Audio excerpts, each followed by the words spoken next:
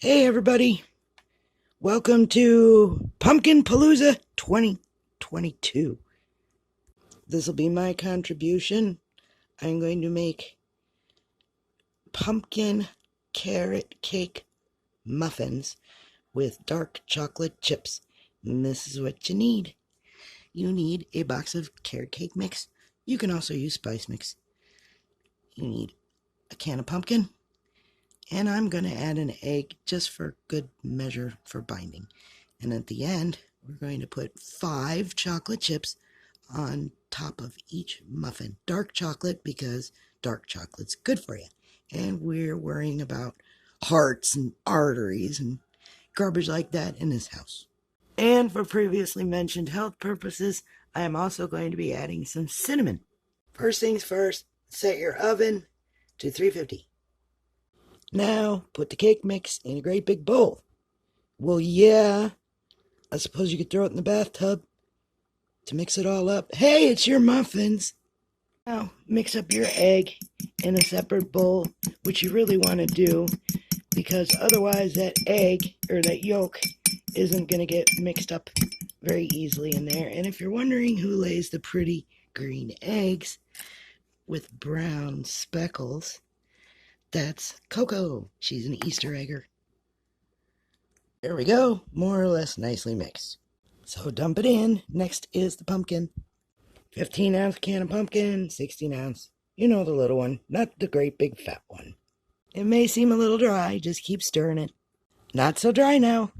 And make sure you scrape the bottom to get the powder. I'm now adding a little bit less than a tablespoon of cinnamon. That may seem like a lot. You can add less. Teaspoon, half a teaspoon. But I'm putting in a tablespoon. Are you going to eat these? No! Now get a huge spoon. Huge spoon. Use the great big spoon to scoop it up. Use the little spoon to scrape it into the cups. And one thing that I didn't do that I should tell you about is that these will go all over the place when you're putting the stuff in. So if you spray your muffin tray with olive oil and push them down in, it'll help to hold the muffin liners still. Also, before you put them in the oven, you want to clean off all the stuff. See the stuff? If you don't get that off of there, it's gonna burn, and it'll also stick to the muffin pan and make them more challenging to get out. But I am a slob, and so I'm going to do that now. When you're filling them, try to keep them about level, which I didn't, because there's a lot of holes in the bottom because the stuff is very lumpy, so it'll probably fill in anyway. And you do have to make sure you give them a little bit of room because these puppies are going to grow. So I managed to get 11, so there we go, ready for the oven. Okay, they're in there, 350 degrees, 20 minutes, and then we'll come back and check. See you in 20. Forgot to mention, halfway through the cooking process, I'm going to go back in, take them out, and put 5 morsels of dark chocolate on each one. And the reason I do that is because I don't want them to sink to the bottom and burn to the wrapper, which they like to do. Okay, they beeped, I took them out. We're going to do the toothpick test. Find a spot away from a chocolate chip and shove it in there. Okay, pull it out. If it looks dry, they're done.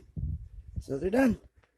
If it's not dry, fail. Go to your room. You are a failure at muffins. Just kidding. Put them back in for like 2 minutes. Now put them somewhere to let them cool. About 10 minutes, I'd say, at least. Because that chocolate's going to burn your lips off otherwise. And if you're starving and you can't wait for them, eat a bear claw.